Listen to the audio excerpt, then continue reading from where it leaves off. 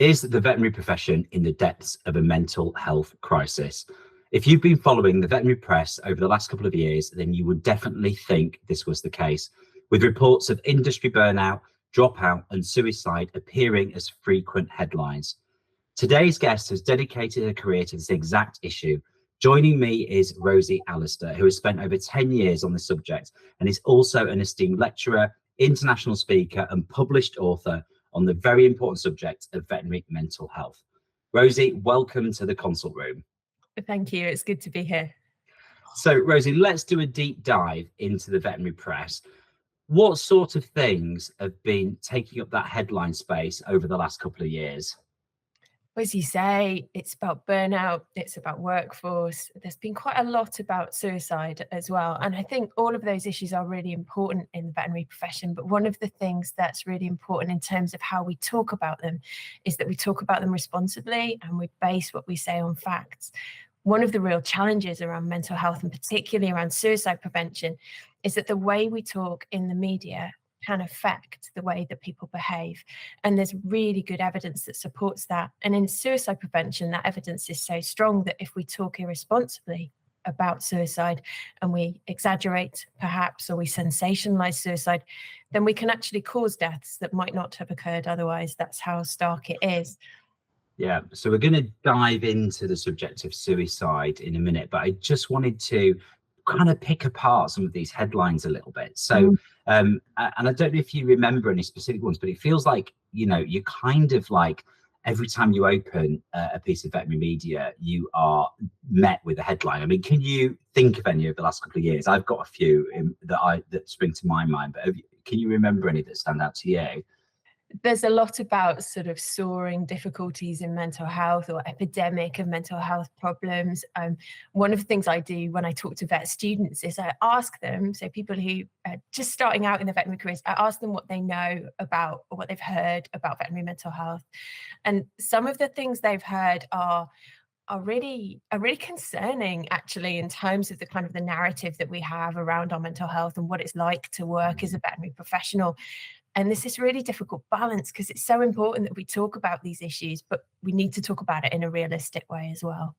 I think that subject of people coming into the profession is really, really important, isn't it? And we're going to talk about that in a second. But one headline I remember seeing, and I don't know if I've got the facts exactly right, but I remember reading it and thinking, oh my gosh, if I was thinking of being a vet, this would completely stop me. And I think it was something like, up to 30% of vets consider dropping out in their first 3 years after graduation. Did I get that statistic right, first of all? Because I think it was something ridiculously high like that. Seen headlines similar to that, certainly. And there's a lot of different numbers out there in terms of sort of people considering sort of intention to leave, as we might call it. So why, and the other one I saw as well, again, which was there was a really high proportion of vets, and I suppose this was post-pandemic, so, you know, in the context of what we've just been through as a profession, but it's saying that there was a really high proportion of vets that were experiencing feelings of burnout as well. And I just thought those two things, burnout and dropout, to me were just, if I was working in the profession, make me think, why would I want to work in this profession? And B, if I was thinking of coming into the profession, again, why? And we are seeing that, aren't we, with people wanting to come to the profession. There's reports now of, are we in trouble because there's not enough prospective vets applying to vet school? So my question is, why are the press, do you think, fixated on these subjects which really paint a really bleak picture? Why do you think the veterinary press is really focusing on this stuff?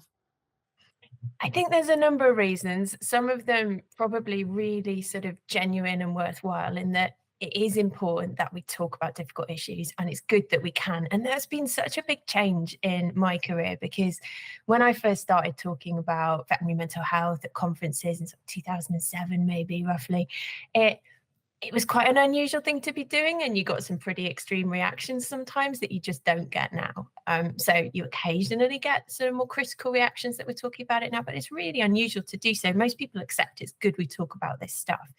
But I think you're right in that the way that we sort of talk about burnout, and we sometimes talk down aspects of veterinary work in terms of making it out to be this profession that will inevitably negatively affect your mental health is maybe worth us pausing and thinking about, because we need to be able to have conversations about aspects of the job that aren't great for us and that we need to change. But we also need to talk about how this can be a job that can be very worthwhile and very meaningful, and really help create those pathways for people so that if it's not working for people, we make it work for people. I think the other, the big thing that I've seen, which is emerging in the press a lot, is about the relationship with clients. And I think I'll talk about that in a bit of the challenges in a second. But I remember seeing that a huge proportion of vets have faced aggression, either face to face or online. And online seems to be an area that is of huge concern. But again, is that something that you've recognised, and the impacts of that on our teams who are already feeling a little bit down about the job? Yeah, definitely. And I think this is something that's seen across other areas of work as well. So this isn't unique to the veterinary profession. And I think that's not to say it's not serious, but it is to say actually that this is something that isn't just us. Other people are seeing this too. And people have talked more widely about sort of decline in public discourse, particularly around online abuse.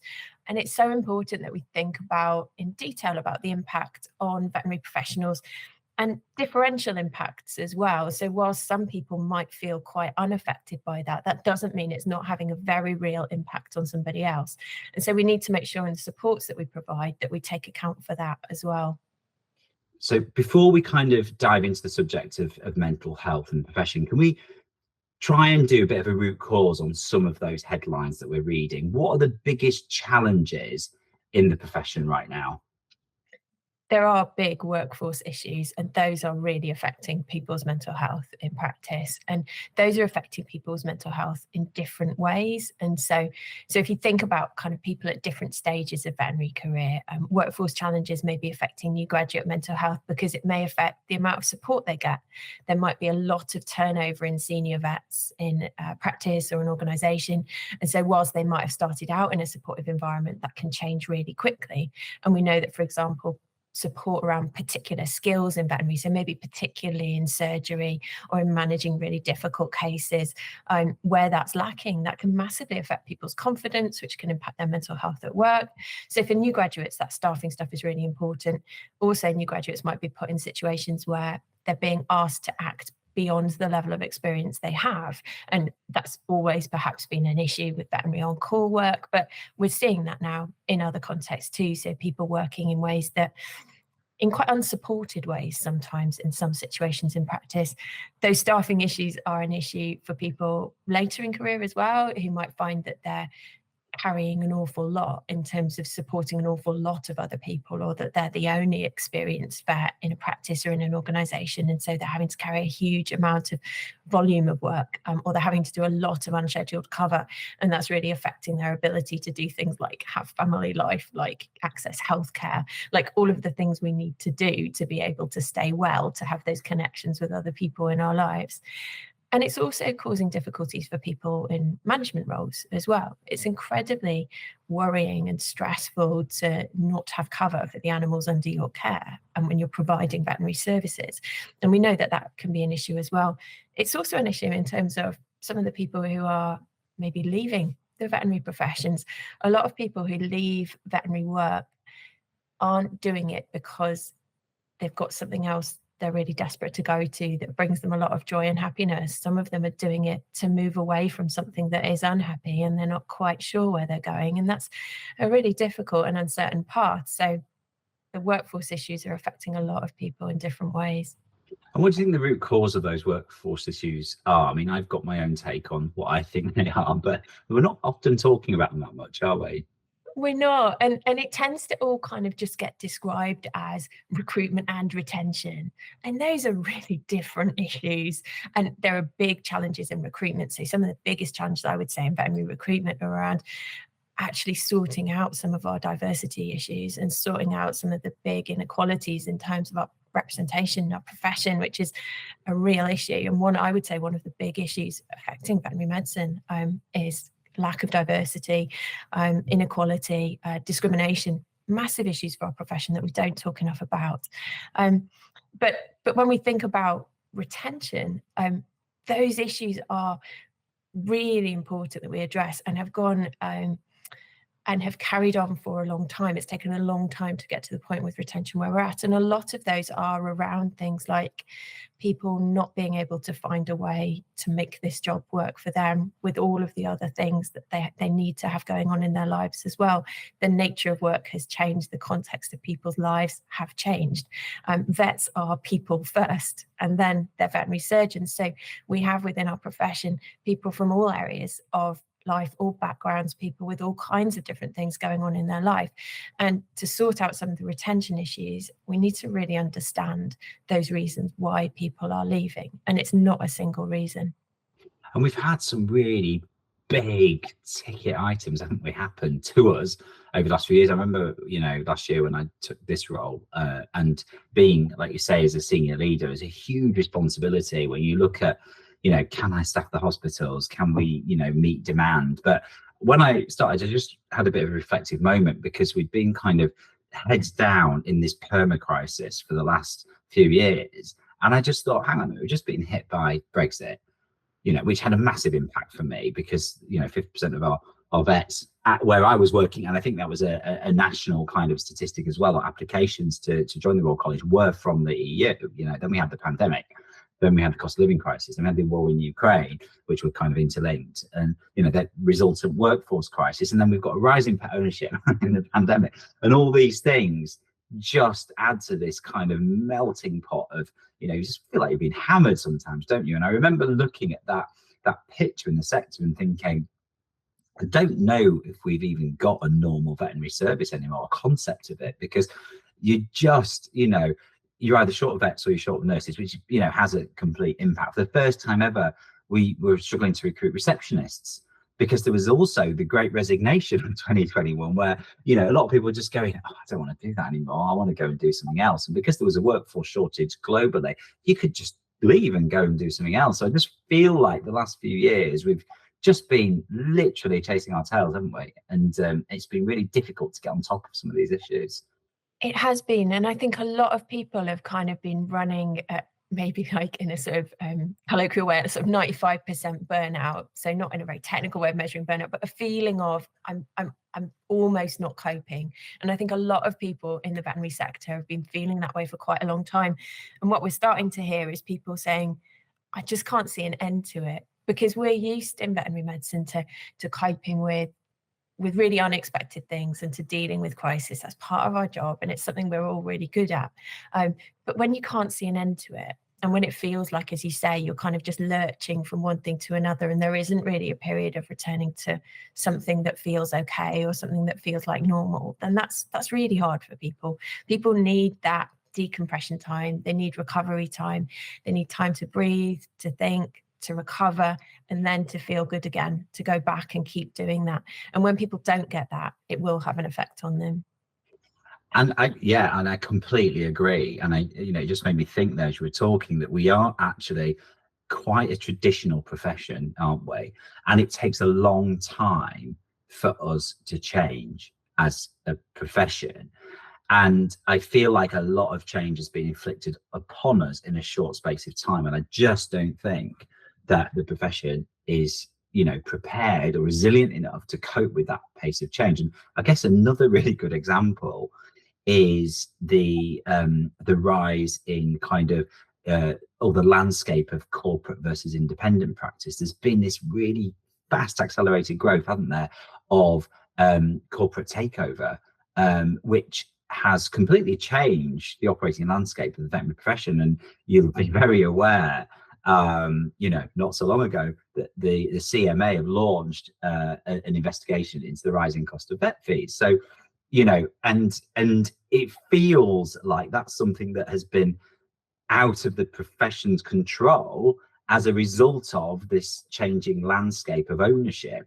But the public, perception of that has been very much like vets are all money grabbers. And the reality is, isn't it, that the vet that you see in the consult room has got absolutely no say in the prices or the charges of what they're, recommending. It's all set, by the leaders of whatever organization they work for. But the vet bashing comes to that individual, doesn't it? And it has a massive impact, doesn't it?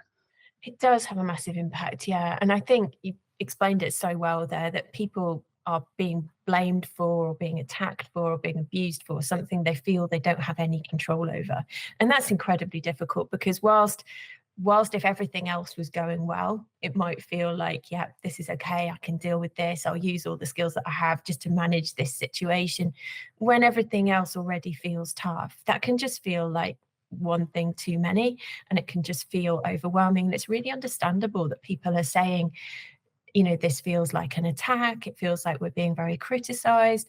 Because when you look at some of the language, just since the CMA's announcement, there has been stuff that's been very unreasonable that's been said about vets, and really hasn't taken into account that, yes, the majority of vets that people will see really don't have a say in things like pricing, but as you say, the public just don't have any awareness of that, and it's really tough for people, really tough.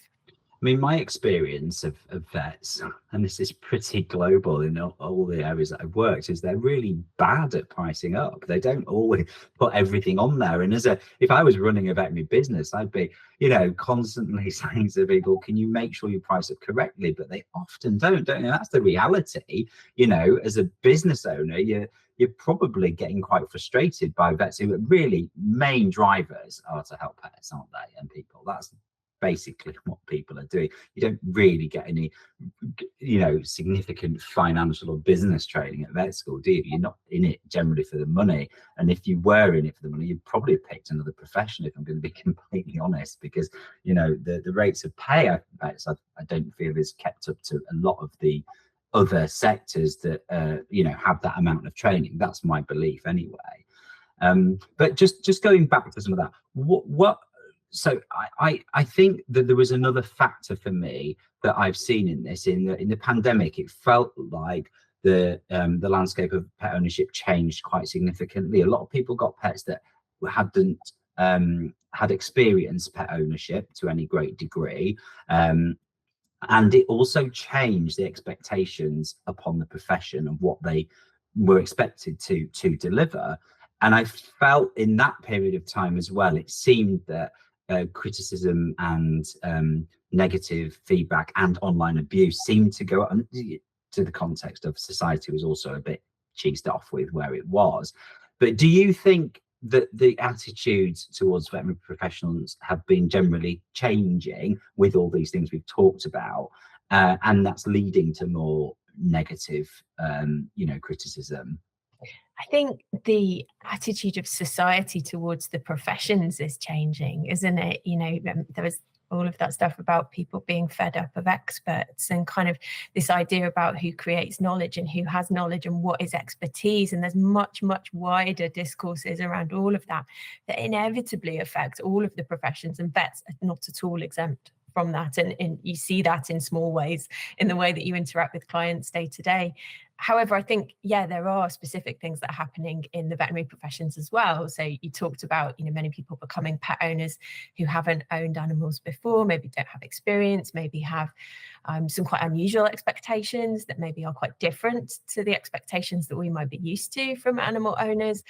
And adapting to those and changing with those is something the profession's really good at. We've adapted to society's expectations of us and requirements of us over many years. However, it's hard to adapt and change when you're low resourced yourself. So when you are overworked and you maybe haven't had enough sleep because you've been covering on call for somebody, or because you're trying to juggle family difficulties as well, it's much harder to adapt and change to those things. And so I think it's difficult for some people to be doing that right now for really understandable reasons. I do think, though, there has been a rise in abuse of vets and some really unacceptable behaviour towards veterinary professionals and towards the whole practice team as well. You mentioned reception staff and veterinary nurses before, and I think all of us who practiced as vets, myself included, know that sometimes it's those members of the practice team who sometimes get the worst of the abuse, not always online, but definitely in person. It's often the reception staff or veterinary nurses who'll get the worst of the abuse rather than veterinary surgeons. So when we think about the solutions for how we support people who are experiencing online abuse, it's including all of those people as well, isn't it? Yeah, and I almost feel that some of the reactions that I've seen in my team to online abuse have been so much worse than receiving a complaint from a client in the waiting room or in your consult room. And I don't know if it's just because the profession's resilience is quite low at the moment, but I've had to really support some people who have been really devastated by online comments, specifically about online comments. And it almost, it's so easy for people just to put anything now, isn't it, on social media without any basis or any kind of, foundation of truth. But it really seems to disproportionately affect the recipients of that criticism or abuse, doesn't it?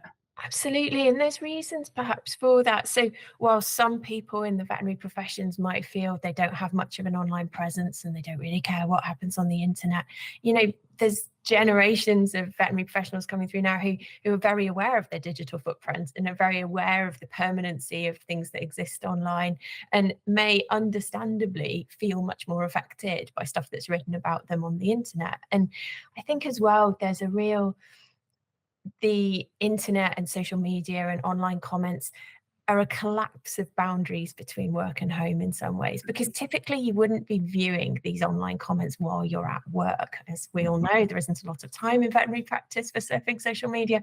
You'd typically be viewing it at home when you're tired, when you're probably a bit emotionally low resource anyway, because you're doom scrolling on the internet. That's why you've seen it. So you're probably going there because you need a bit of a pick-me-up. And instead of cute puppy pictures or things that might actually make you feel better, what you've been confronted with is having been tagged in something really awful. And so you're away maybe from support. You're maybe feeling pretty low already. It's a whole toxic mix of things that make it really understandable that people would feel bad. That's a really good point, actually. So just going out, Rosie, if you were going to summarize mental health in the veterinary profession, what would you say? I think I'll go back to saying that vets are people first. And so the veterinary profession encompasses people from a whole range of different backgrounds. So people with all of the different kinds of mental health problems are working within the veterinary professions, people with all kinds of different life experiences. So some people with very distressing concurrent life experiences to do with relationships, to do with family, to do with other things, maybe natural disasters and things that are affecting where they live or where they're from. And so when you think about the veterinary professions, it is important that we think about that context, because the things that affect people aren't just the veterinary things. We bring ourselves as people, and then we exist in this veterinary context where there's also all this other stuff going on. And I think in terms of the other stuff, there is a lot of stuff about the veterinary profession being in mental health crisis. There's not a huge amount of evidence to suggest that mental health now is very different to how it has been for some time in the veterinary professions. And that's partly we haven't got really good real-time data. So that's not to say it hasn't changed, but there's not a lot of really good evidence to tell us how it's changed. There are things we can look at that might give us an idea. But I think in terms of mental health, my big comment in summary would be we've come a long way in terms of awareness of mental health in the veterinary professions. But I think we haven't come quite as far in terms of solutions, and we sometimes stop our conversations at awareness. And it's really important that we go beyond that, because awareness without a solution is not necessarily helpful when it comes to mental health. I'm good. That's a really, really good point, and I'm going to come on to that, I think, a little bit later, because I want to start exploring some really practical stuff that we can share with people. But do you think all we talked about before, about all those narratives out there in the press and things, do you think they are serving to perpetuate some of the problems that we're seeing? So one of the things that worries me is where people start to feel that it's an inevitable part of being a vet, that it's going to really harm your mental health and it might make you at risk of suicide. And the reason that really worries me is there's some evidence that does happen. So for people who think, oh, that wouldn't happen, there's some evidence that it does. But the thing that worries me about that is if you think it's inevitable that your job is going to harm your mental health, if your mental health does get harmed in the course of your job, you're less likely to do things about it that might change that. You're less likely to think, actually, there is a better job than this. I can walk away from this bad environment. You're less likely to think, if I get help, I'll feel better. You're less likely to think, actually, I might have experienced suicidal thoughts, but this does not have to be the outcome for me. You know, there is a lot of help. Things get better for people. People decide to stay. And I think if you're expecting it to happen and it feels inevitable, that is not something we want to create in the veterinary professions. And I think sometimes our narratives do create that for people. And we need to be really careful around that and think really carefully about how we can provide narratives that actually help people. So how we can have stories about mental health that reflect reality for people, that say, yeah, it can be difficult, but actually things can get better as well. So on the whole then, do you worry about the future of the profession, or do you think we are on the right track in terms of we've started to talk a lot more, we're raising awareness, and the next stage could be more positive? I have a lot of hope for our profession, and actually that comes from spending quite a bit of time listening to people who are at their absolute worst moments. So one of the things I do is I manage Vet Life Helpline, which is 24-hour support service for the veterinary community, and we talk to people in crisis every day. And the thing that stays with me most from that is the incredible resilience and humanity of people in the veterinary professions. People survive all kinds of things that are incredibly difficult, and they find a way through them. And I know that our profession can find a way through these difficulties, particularly if we do it together and we support each other with it. So I think there is a lot of reason for hope. And when I think about crisis, you know, there's different definitions of crisis, aren't there? But one of the definitions of crisis is actually being a point where you need to make a decision or a point where you need to take action. And I think, yeah, we are at a point where we can make decisions and we can take action and we can change things. When you look at how far we've come in terms of awareness, we've done an amazing job at that. We need to do the next bit now and actually make practical changes that help people. Yeah, and I think one thing that I was worried about, particularly in the pandemic with the restrictions on services, was the impacts on animal health and welfare. And I do, you know, if you were to believe some of the narratives that we were a profession in crisis, then ultimately, I think there would be a huge impact, wouldn't they, on the well-being and welfare of pets in the UK. So I think we worry about the profession, but ultimately this is potentially going to, you know, impact animals. So it's really important that we get it right, isn't it? It is absolutely. Veterinary mental health, people don't often think about veterinary mental health as a One Health topic, but it absolutely should be. When we think about One Health and we think about health of animals, health of the ecosystem, mental health is right in there too, because veterinary mental health is really closely associated with our ability to work, to support animal welfare, to support public health in the way that vets do as well, and to fulfill that really important function in society that I think a lot of people outside the professions don't even have an awareness of, but people within the professions are really aware of the extent of responsibility that vets hold. And so it's so important that we support that and we support veterinary mental health. So you might have already answered this, but why have you chosen to work in this area specifically? So I always wanted to be a vet. I was one of those young people who just always saw this profession as somewhere I would love to spend my career.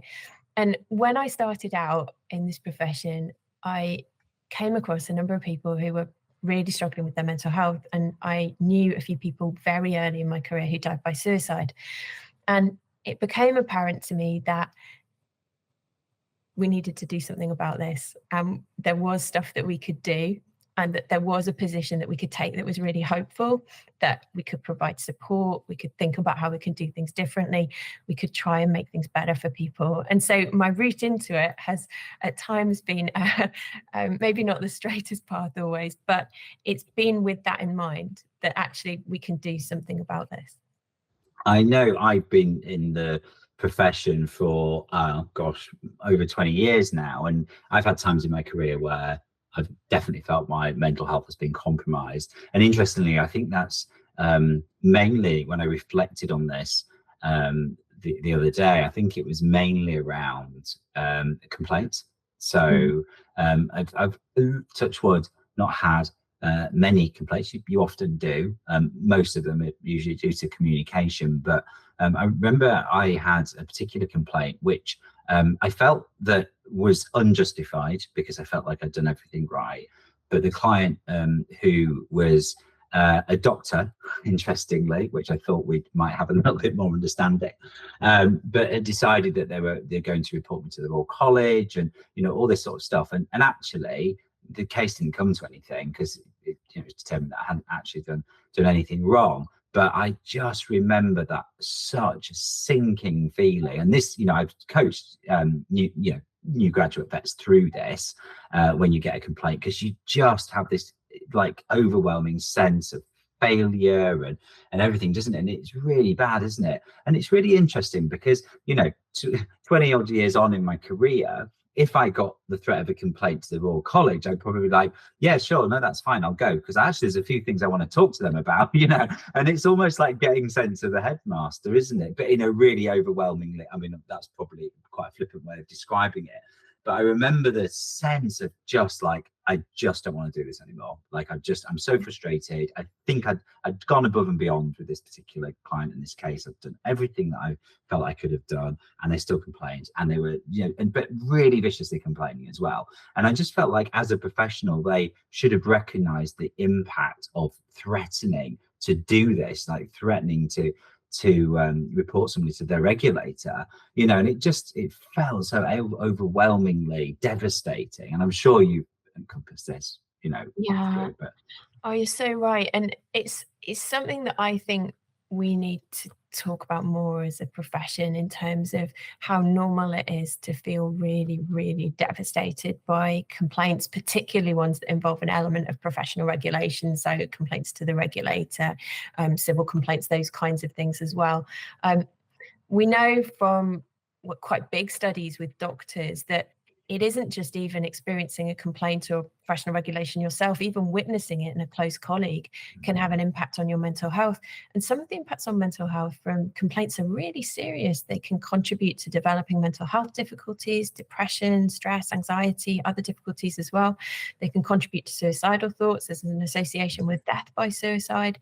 So if we were thinking about areas that represent really high risk for people's mental health during career, I would say that yes, the time when you're experiencing complaints, or particularly with regard to professional regulation, is a time of particular risk to people's mental health. And when people get in touch maybe with helpline or with support services and they're going through that, we definitely recognise that as a really important risk that's going on for that person. And yes, there are other risks, but that one is one that affects most people quite negatively who go through it.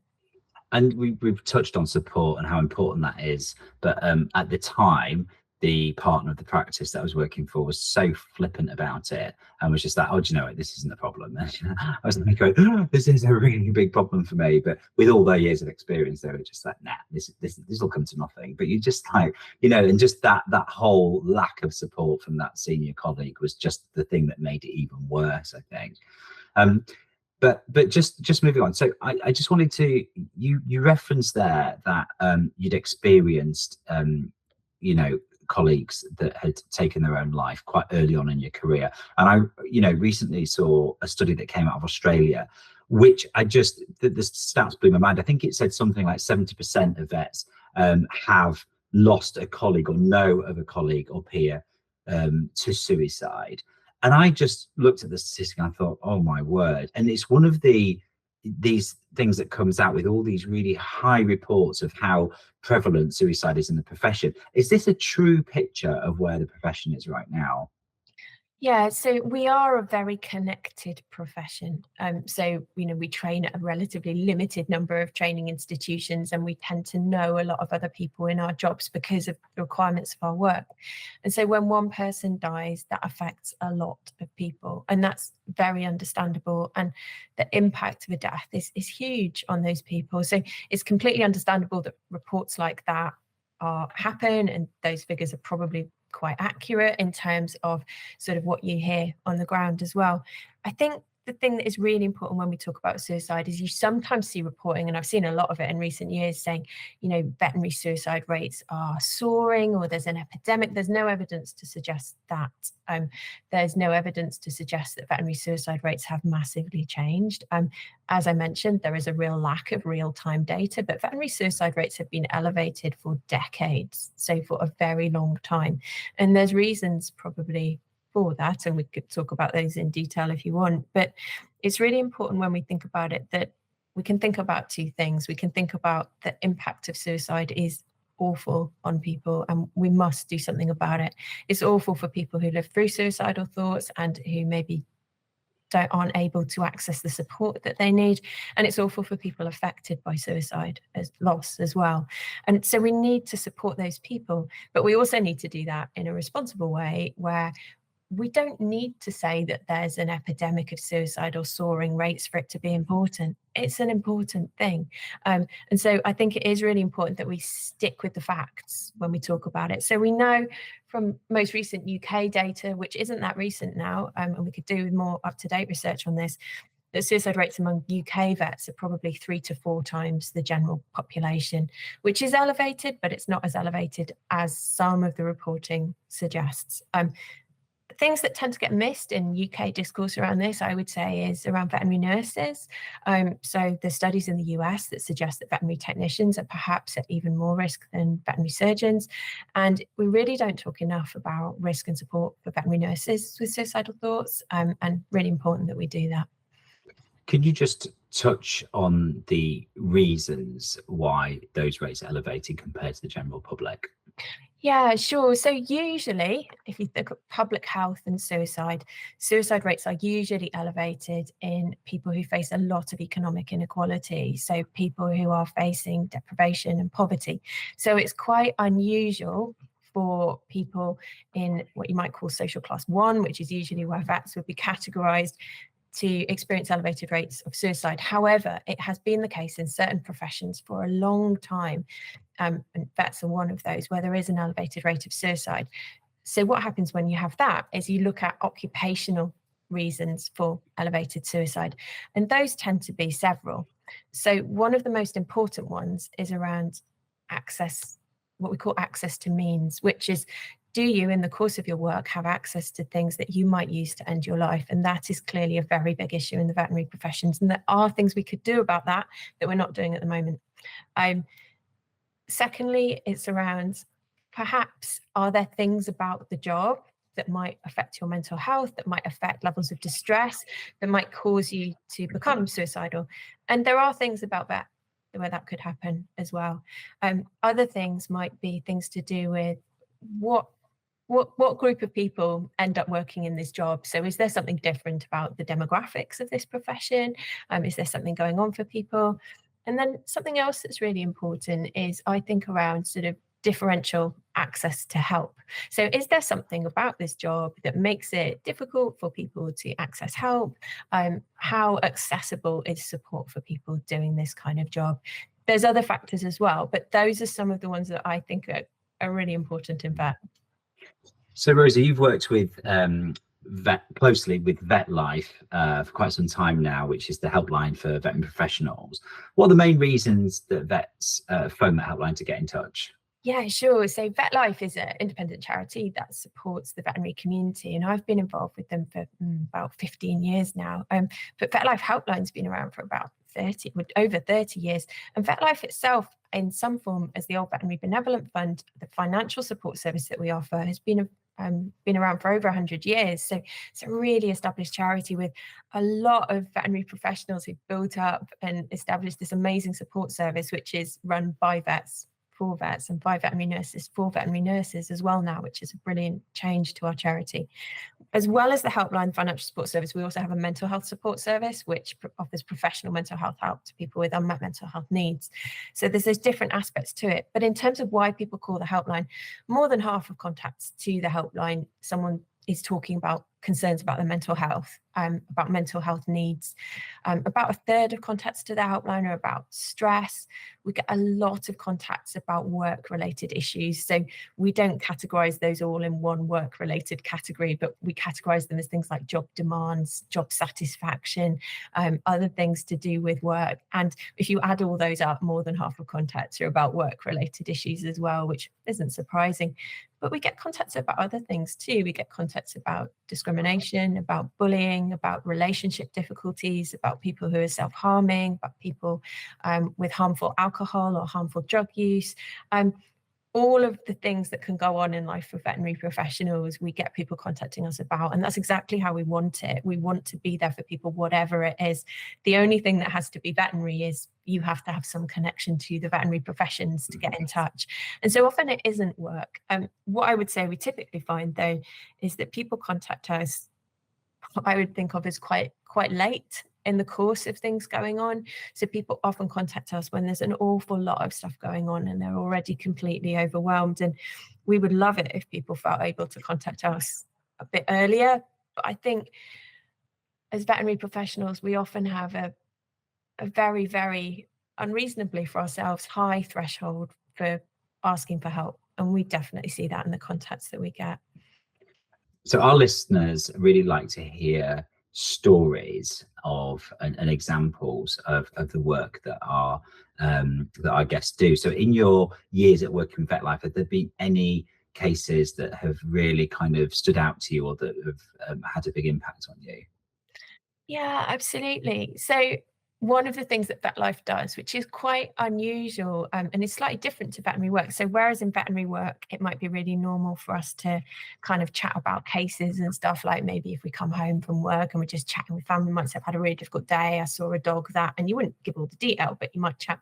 So in Helpline, we have this really unusual level of confidentiality where everything is completely confidential within Helpline. And so I couldn't talk about specific cases, but I can definitely talk about the kinds of stories that we get. So one of the kinds of stories that we've had throughout my time at Helpline is recent graduates contacting us having a tough time in practice. And gosh, it's such a privilege to talk to people right at the start of their veterinary career who are super committed to vet, have put all this work and effort in, really want to be part of the future of our professions and are maybe struggling to find their way a little bit. So we've always had a lot of contacts from that group of people, and I'm so glad they do get in touch. But increasingly we're having contacts, I would say, from people who are having really big kind of complicated health issues going on, who maybe because of workforce pressures aren't able to always access the healthcare that they need. Maybe it's very difficult to take time off. Maybe they're struggling with cost of living as well, and so they can't afford to take time out. And as well as that, they've got a lot of other things going on, so maybe caring responsibilities, and it just reflects the complexity of people's lives. Quite often when people get in touch with us, they're in quite acute financial difficulty or quite acute health difficulty as well.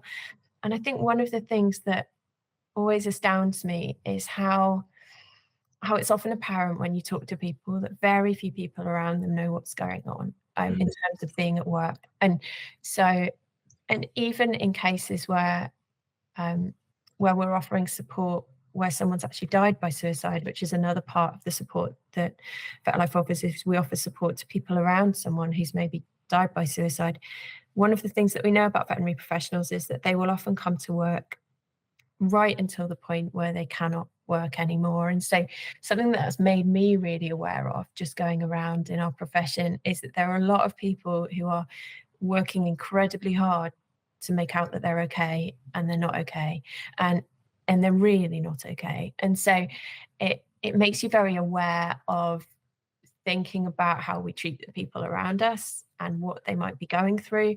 And there are a large number of people in the veterinary professions who are coping with a huge amount and really don't have a lot of support around them. And on that basis, knowing that there is a lot of people that are doing a lot of work to pretend that, or mask the fact that they're not okay, what advice would you give, either from a team member or even a pet owner or anybody generally, in terms of, without specifically knowing who these people are, what can we do to not exacerbate the problem? Yeah, really good question. And I understand some of the reasons why people might want to pretend that they're okay as well. So I'm not being critical of them and I'm not saying they're doing it wrong.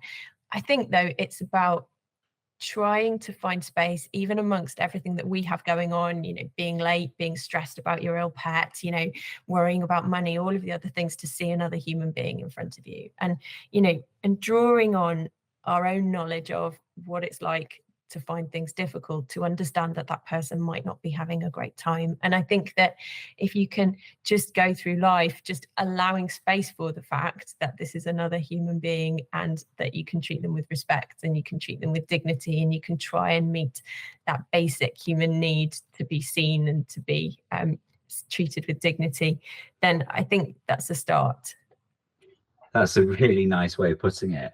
But I guess there are people that it becomes quite apparent that they're struggling as well. Yeah. So if you're working alongside somebody and they do appear to be having mental health issues or crisis, or however you want to position that, or on the more extreme side, you're worried about them from a suicide perspective, what advice would you give to people? Because this is, I think, really, really important, isn't it? Yeah, really important. And I think this is a skill that all veterinary professionals need to have, and not just for supporting colleagues, for supporting clients as well. I think it's a core aspect of our clinical skills, is being able to be there for people who might be in distress or crisis.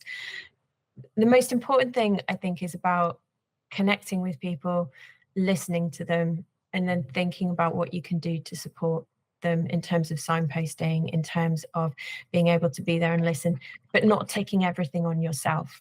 And that's a really key thing in figuring out how you're going to do this, or feeling able to do this, is realizing that your role is not to fix everything for that person. That is definitely not your role. As a colleague, as a friend, as somebody who's maybe supporting a client, your role is to try and listen, try and connect with them, try and understand what it's like for them. And in doing so, you may help figure out there's these services that might help, there's this support that might help, maybe there's this solution in the workplace that might help, maybe take a bit of time out, whatever it is. But you don't have to take it all on yourself, and you don't have to be the person who fixes it. And in doing so, that makes you much more able to listen, because the type of listening that you do when you're trying to understand what it's like for somebody needs to be really open-minded. It's easy to think, oh, I've had difficulties, maybe with my mental health, or maybe I've had difficulties with clients in practice.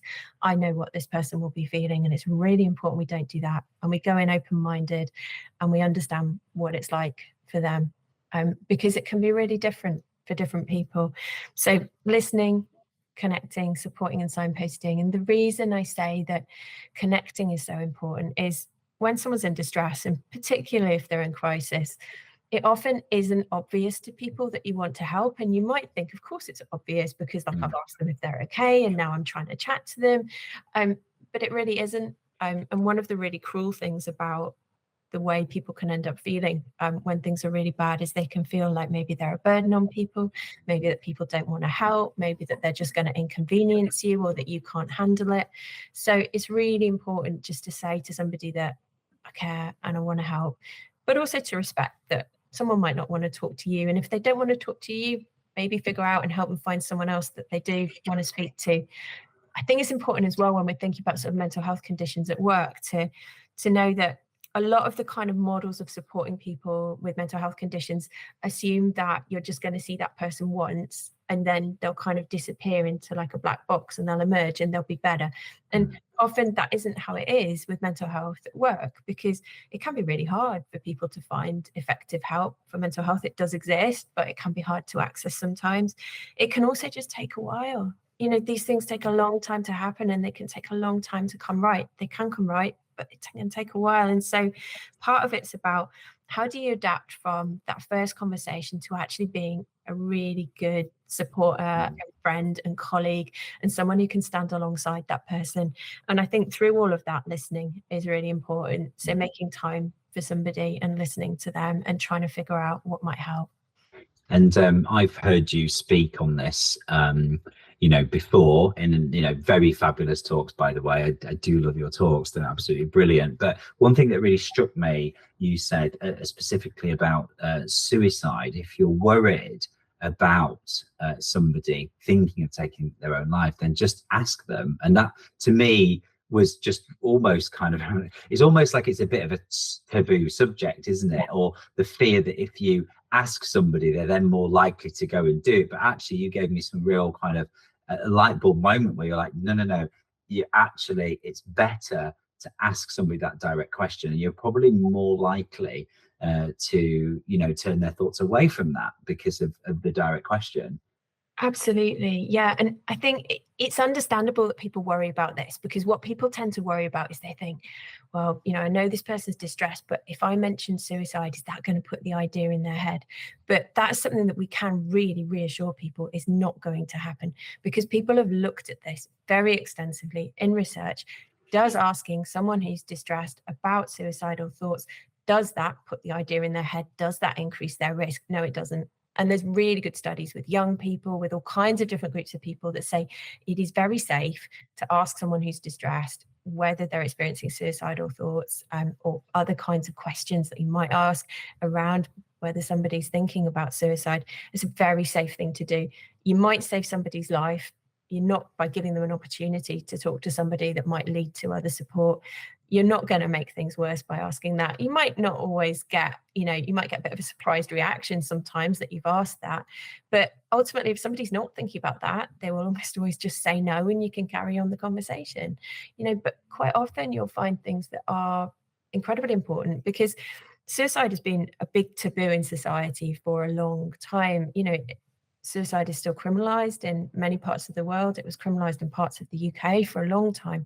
And so it's really hard for people to talk about it. And we know that when people talk about suicidal thoughts, one of the things people often do is they're kind of very vague around it, or they maybe sort of drop almost hints. And they're not doing that in a sort of deliberate way necessarily, but it's because it's very hard, and it's very hard to know who it's safe to talk to about it.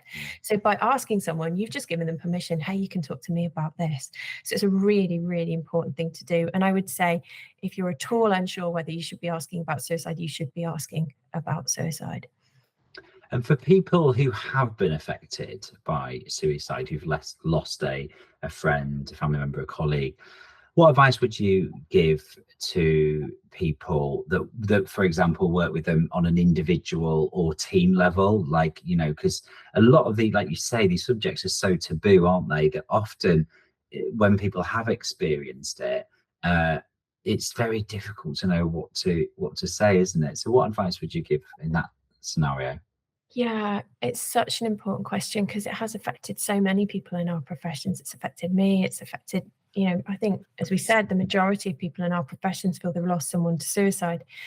Things that are really important in the immediate aftermath is being able to talk about the person who's died, being able to use their name, making it okay to talk about it, letting people have space to talk, and to recognize that people react in very different ways. So, and that's normal. That is a normal part of suicide grief. So some people will absolutely want to do a full and normal day at work, because that provides them with some structure and it enables them to have a bit of a break from maybe what they're thinking about.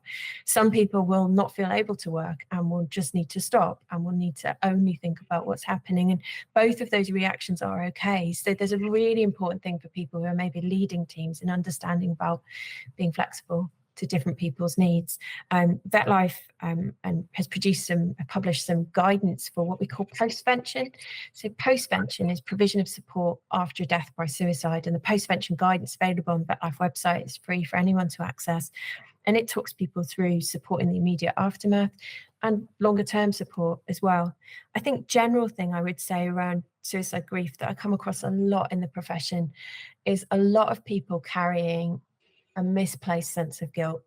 And what I want to say about that, somehow it was their fault, that they didn't do enough to stop it, that if only they had reached out, contacted the person more, been to see them that day, whatever it is, we've all got these things. And that is a really normal part of suicide grief, that actually misplaced guilt is a thing.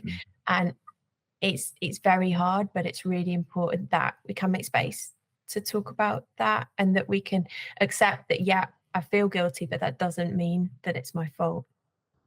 So Rosie, the work that you're doing in this area is so important, especially right now. So I guess it's a huge thank you from me on behalf of the whole veterinary profession But you mentioned there some resources on the VetLife website. Is there anywhere else that people can go to either look at your work or the work in this area that might help them?